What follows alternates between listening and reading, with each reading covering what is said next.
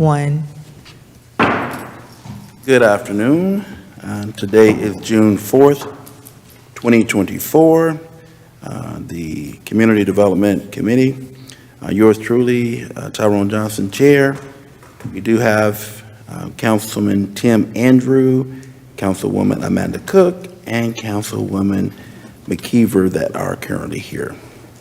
So we'll go ahead and get started with 2024-227, and we will call up Ms. Nina Wilson, our Community Development Director, in consideration of the revised 2024 Annual Action Plan. Good to see you. Good afternoon. Thank you all so much, Mr. Chair, members of the committee. We did receive our final allocations for the 2024-2025 year for our Community Development Block Grant and Home Investment Partnership Act programs. And we brought before you the draft action plan with estimates in April. And so what I am presenting today are the line items that we've had to adjust because the allocations were reduced. And so what I'm presenting is just the line items, not the entire plan again, but just those line items that we did have to go in and adjust. So on the handout, so just to kind of recap, we'll be receiving $799,042 in CDBG funds and $429,477 in home funds. Because there was a reduction in the allocations, and in home it was pretty substantial, it was over $100,000. So we have put the draft plan back out for public review for another 30-day comment period. That began on May the 17th, and that will end on June the 17th. And in your handout, I have outlined the tables that have actually been taken from the action plan. You'll see under the expected resources, I have highlighted the annual allocation for our CDBG funds at $799,042. So that brings our total resources, as long as we do collect our projected program income. Again, those are estimates, we don't know, so that's based on loan repayments and things like that, or loan payoffs. And I did not change that figure, the projected program income. So that gives us total resources in CDBG of $861,042. For the home program, the $429,477 is the annual allocation. I didn't change the program income projection, and that gives us total anticipated funds of $459,277. Under our annual goals and objectives, the line items that were affected, under CDBG, it is the Section 108 debt service. Typically what we do on that particular loan is any funds that are remaining from CDBG, we repay that debt service with CDBG funds, but it does have to be supplemented with general funds because our annual payment right now is roughly $250,000 a year. So that's what we're projecting for next year.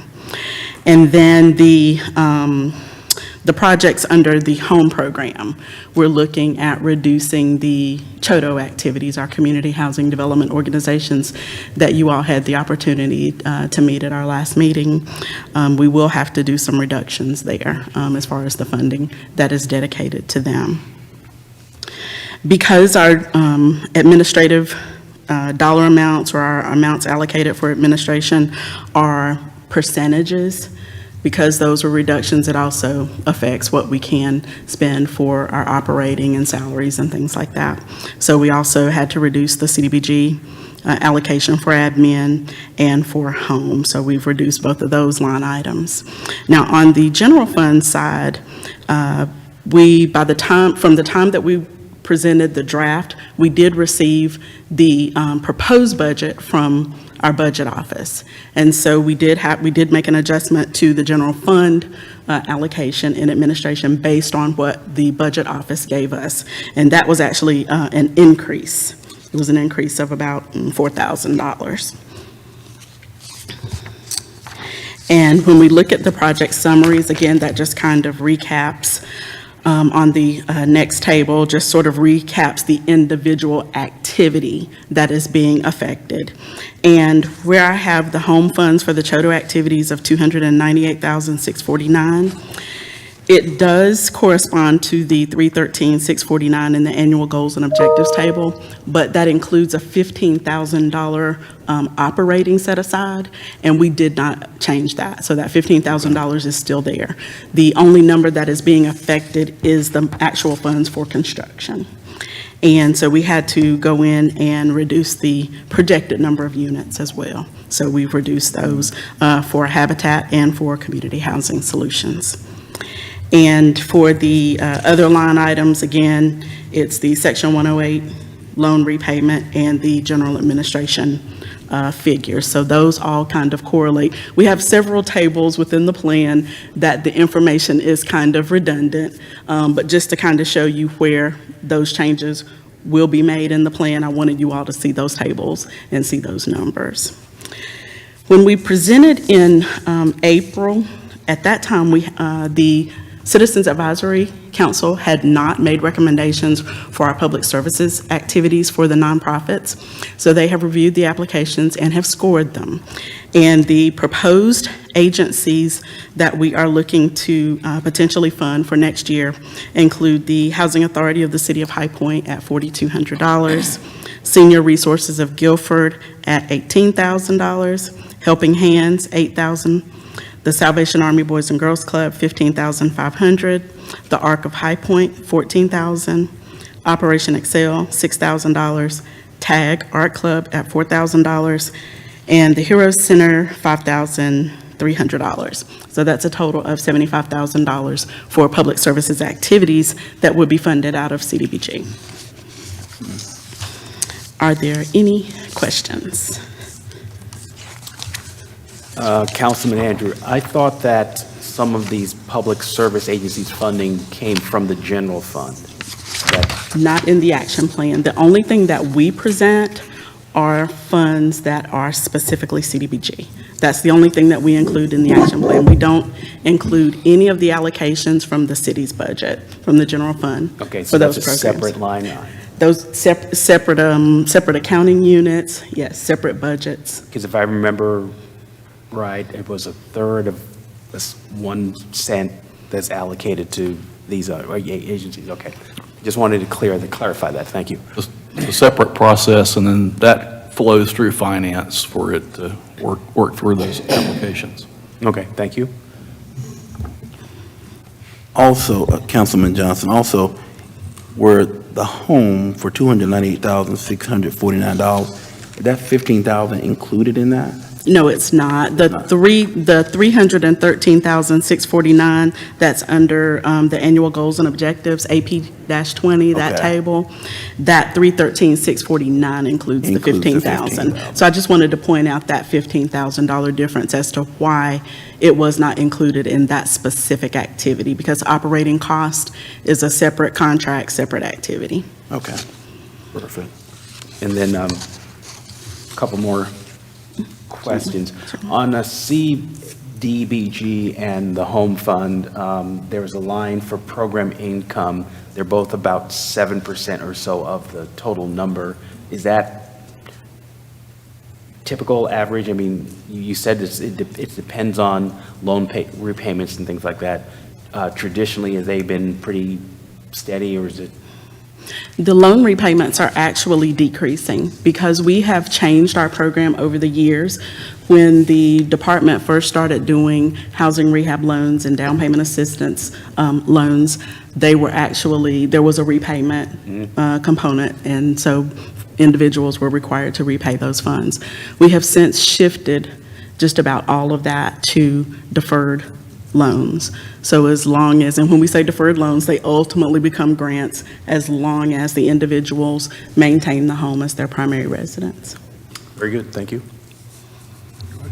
Any other questions? All right, great, thank you. Okay, and so we would ask that if you all would propose or make a recommendation that council approve submission of the 2024 action plan.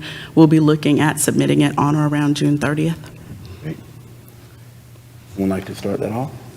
I move that we accept the revised 2024 annual action plan and move it forward to council. I'd second that. Great. Properly moved and second. Is that correct? That we proceed forward to move it to full council. And now we'll vote by signs of aye. Right? Aye, if you want to do it? I'm sorry, let me, all in favor, say aye, please. Aye. Any opposes? Ayes have it. Thank you. Thank you all very much. You would think I would know it by now. Whew. All right, 2024-234, the consideration of an internship program, and this will be done by Councilwoman Amanda Cook. Okay, so I heard you last time. I sent forward the internship program proposal that was requested. That was compiled mostly by Fatima, who was our student speaker last time, and then I reviewed it and a couple of other community partners reviewed it just to make sure that it looked, professional, as we want to have a nice looking proposal. A few things to consider to answer some of the requests that were made. One of which is that it would not be a one-to-one matching program. So it would be more of students who are interested would submit an application, and then they would be matched with someone who also agrees to take on an intern. So it would not be an assumption or recommendation that everyone would have to have an intern on council. It also only includes council, so I know I got a couple questions about, did it include staff? Oh, it does not include staff. I assume that if they were interested in doing that, they can put that together, but for these purposes, it would just be for interested council members. Additionally, there was some concern that perhaps staff did not have the capacity to take on this program, and so in conversations, there was a community partner who has identified that might be interested in hosting the application and matching process within their organization at no cost. And because that has not gone through their leadership, because it hasn't been approved or is not moving, we're not sure if it's going to move from here. She has not had the approval process within her leadership. So I can't say on the record who that is, but it seems like a natural fit for this organization to do something like this. So what I am now coming back with is that this would look like students would apply through an application process within their organization's system, and then we would be provided the opportunity to take on an intern. And I think that this fulfills what I was looking for, which is the equity of any student knowing about this program, having the opportunity to say that they're interested, and then also to make sure that it's not adding a burden to any council members who do not want to take on that at this time. They could opt in and out. You could do it one time and never do it again, or you could wait a couple times and see how it goes and opt in later. It would be kind of fluid in that way. But I do think that it is a very valuable opportunity, and I think hearing from Fatima last time and the passion with which she spoke, even if it's just 3 students in the city that get this opportunity, I think that we could really do some good work and educate students about what we do. So because I'm not sure, I guess what I want to know to gauge today is if there is enough interest from the committee to move it forward and continue the talks with the community partner, or if there's not, I understand, and I won't have them continuing to work alongside of us. So I would love to know if you have any questions or recommendations or And so I will ask the question, Councilman Johnson. So they will go on, I just want to rehash it again, if you will. They will go on the student potential student will go on there, on the site, and who will that go to? The community partner. That will go to the community partner. The Define community partner. It is somebody that already has a relationship with the city. And It's vague. I know, I can't say the name of the person, of the organization, but, Yeah. Okay. And I understand why you can't, because they haven't took it to their leadership. Right. So, again, it would be, the student will put their information in, it's gonna go to them, whoever this partner is, it's gonna go to them. They will in turn reach out to one of us, is that correct? yes, so then they would say, you know, we have 3 interested students, or we have 10, or however many, and then we would have the opportunity to be matched up with a student. So for example, if the student had interest in the financial aspects of city government, then they might prefer to be with someone who serves on the finance committee and participates in those things, or somebody who has an interest in the housing authority and the work that they're doing, things like that. So it would be the community partner would act as the in-between to help decide who would be best matched with who. And then from there, you could decide if you wanted to have, you know, 2 at a time versus 1, you know, that would all be up to the individual council member as to what they're taking on or not. And so, again, Councilman Johnson, again, so at that point, once they match whoever with the council person, then how would they get credit? Because at the end of this, they're hoping to get something, am I correct? So there's not an official accreditation for high school interns. So there wouldn't be any expectation that we would have to track any hours. It could be as simple as an informal presentation at the end of the semester that we give them a certificate to recognize the time that they did put forth, but there wouldn't be any additional administrative tasks related to tracking them or accepting any reports from them. Anything that they create would just be between them and the council member. So I know in the proposal, there were some options for things that were just kind of ideas of things that you could do, but nothing would be required, graded, evaluated in any way. Okay. Thank you. Any other questions or comments?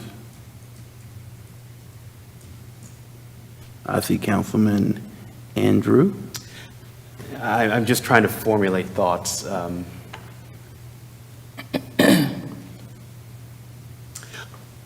I'm a detailed, specific, you know, I still think, so if I understand this right, we were looking for high school students who are interested in city government in a volunteer capacity, yet we have many community organizations that are always looking for volunteers that directly affect various parts of the community.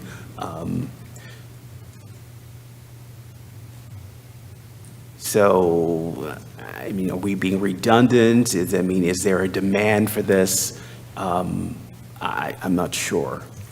I've been out of the high school realm with my son for a while, but I didn't run into, you know, a plethora of students saying, oh, we want to be involved in city government, things like that. So unless, I just don't know. But putting that aside, I'm concerned about tasking the staff who are doing a great job on what they're already doing. And I'm trying to determine the cost benefit to this program, and I'm not 100% there yet.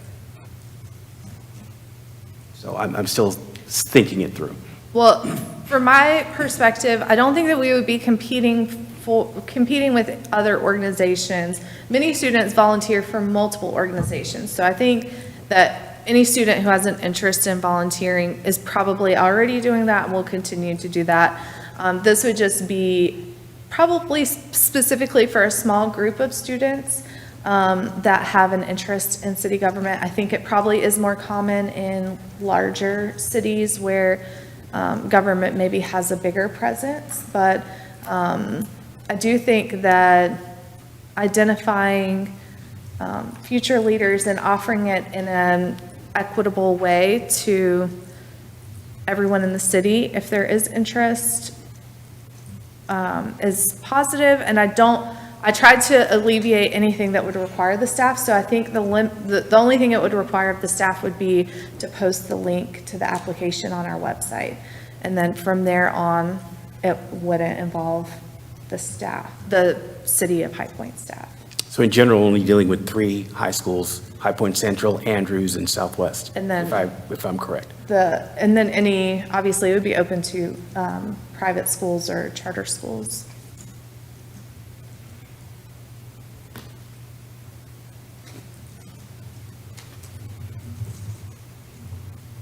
Any other questions? Councilwoman McKeever, okay, we do all this, okay? And then if no councilman asks for an intern, then what will we do then? If nobody don't ask to have, get a student to, go with them and see, to a meeting or, Well, so that's part of why I'm trying to ask now. If there is no one else interested, then it won't go further anyway. It would take a majority of council even saying that they might one day be interested and find the value in offering the opportunity in order for it to even exist. So I hope that we wouldn't end up in a situation where we would vote it forward and then find out actually no one wants to do it. I don't imagine we're going to be flooded with hundreds of applicants, especially at the beginning. So, I think that would be a great problem to have, but I don't think that's going to be the case. I think that would probably be almost like a pilot the first semester, and then we could kind of see where the interest is falling. But there is no way to know. It is something new. It's not uncommon. And, I think, as we said last time, there are other neighboring cities that offer this. What I heard from Fatima is she doesn't want to be restricted in her opportunities because of the city that she lives in.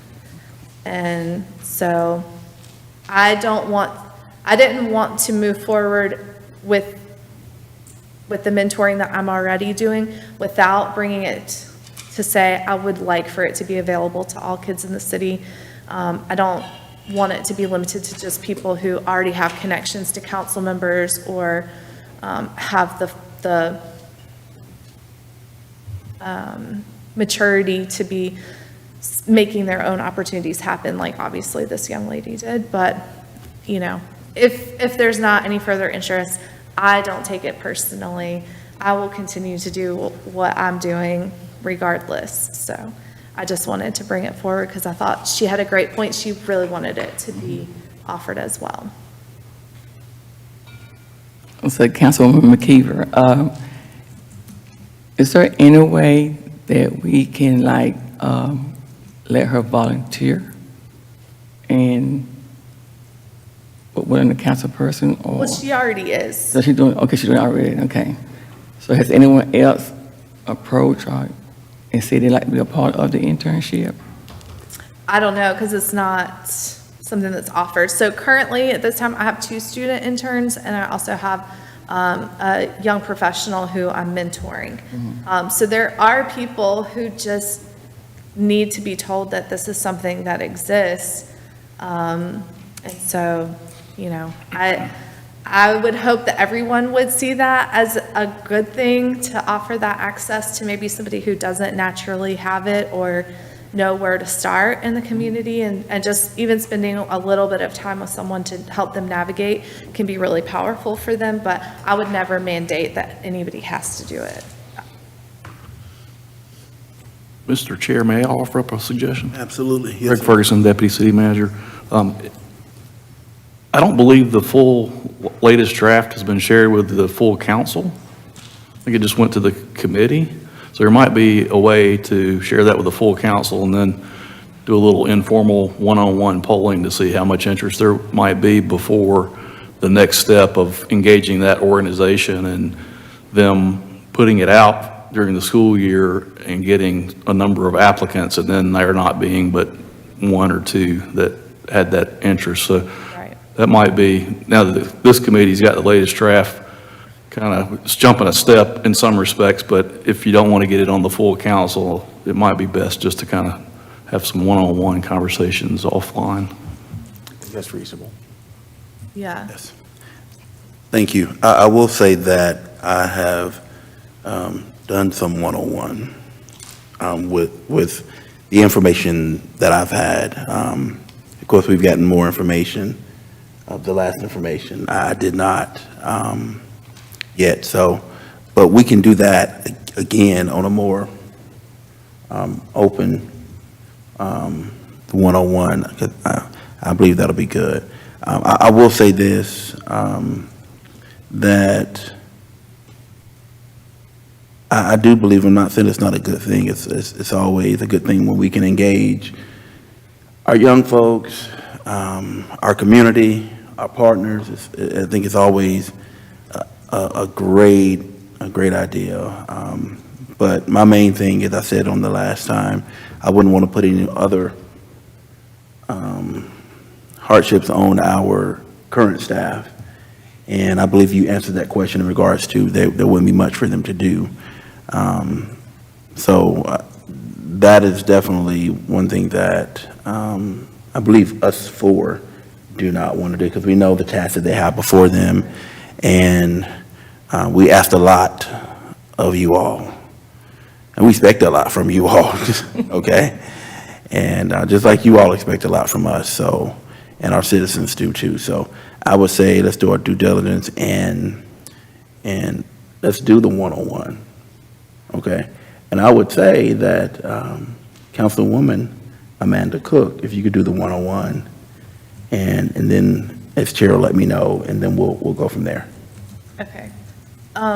Just for clarity though, do we meet in July? I just want to make sure, because then if we don't, can't remember if, God, I can't remember. what the dates are. Yeah, because it would. We do not meet in July. So we won't meet again until August. So you have plenty of time to get that one-on-one. Yeah, you have plenty of time to get it done. Is that what you were going to say? Committee meeting in July Yeah. for CD. My only concern would be if we don't vote on it until August, if we don't vote on it until August 6th, then it couldn't go to the full council. The earliest would be the 12th. And then, wait, what? The 19th of August, Meeting on the 5th, and then there's another one on the 19th. 19th. Oh, the 19th. So it would be the August 19th that we would even be able to move forward on it. So that's my only concern is, it just puts us weeks into school having already started. And with this particular partner, that might cause. But, I mean, I can do what I can. Can I offer a separate suggestion? Absolutely, yes, ma'am. That if you feel like it's worth continuing to investigate, that it just takes two of us to put it onto a full council agenda. So it's possible that I could do that work sooner, and if there is more interest, that it would pass at the council level, that we could do it that way. So that way it's not putting it 2 months into the future, 2.5. So my question would be to our city attorney, that, let's say, if we vote to move it forward, okay? Councilwoman Amanda does her 101, find out that there is not a appetite for that right now, my thing, I would just say, how it would look is that the city doesn't want to do the internship, and that's what I don't want to have a bad look with that. Could we not then not put it on there, or would we have to put it on there? So certainly it's up to the discretion of how the committee wants to handle it. I think you have a couple of different options where you could not move it forward, and then at least 2 members of council could put it on an agenda in the future without it coming out of the community development committee with a favorable recommendation. That's still an option. You know, certainly I think the traditional path is to come through committee and then have a recommendation to go forward. But if there's a timing issue, or, you know, if it wants to move forward sooner, then it can be placed on the agenda without coming through council. Without coming through committee first. Does that answer your question? It does. Okay. And I wouldn't do that, and I wouldn't ask someone to sign off on it if I didn't feel that there was already support enough that it wouldn't fail. And if I may, Chair, I do think that probably just getting a little more detail related to the third party that would facilitate it would be advantageous for you. Just also in the sense I'm kind of thinking through, you know, would we want to have a document with that third-party organization that kind of lays out what they're going to do on behalf of the city, just because we're bringing in a third party? So would that need a contract? Would that need a memorandum of understanding that this third party is going to facilitate an internship program on behalf of city council? So I think there's probably a few things when and if that community organization decides to move forward that we would want to just flesh out. So all that to say, you know, I think it sounds like this perhaps could be a viable option to not put the work on the city manager's office, but we would just need to flesh out what that looks like since it is a third party. And then one other thing to note would be, it would be on the general agenda if it did not come through committee first. It would be on a general agenda item for all of council to hear during the public meeting, the regular meeting. Exactly. All right, any other questions or comments? No, I would just say, I guess this has been a learning process for me. I appreciate the conversation, and I do hope that, you know, we can have the conversations and that and get it hammered out, because even if it's just a few people, I just think it's worth it. But I don't want to try to force anything on anyone. I don't want it to come across that I'm trying to shame anyone for not choosing to opt in. That's not my goal at all. So I just want to be clear that that is not the intention with which I brought it. I brought it from an equity standpoint and a true community engagement standpoint. So I just wanted to finish that. Thank you, Councilwoman Cook. All right, now we can actually take it for a vote, is that right? If you'd like to Okay. make a motion, or it can just be an information item. It could be. Yeah, I don't- one. So do you want to bring it up for a vote, Councilwoman Cook? It doesn't sound like I do.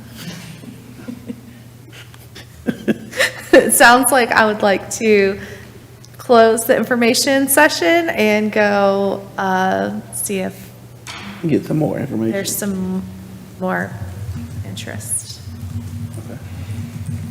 All right, is that your? All right. So that will be just informational. We will not vote on that. But thank you so much, Councilwoman Cook, for that. And do we have any announcements or anything like that before we adjourn? Great. Meeting is now adjourned.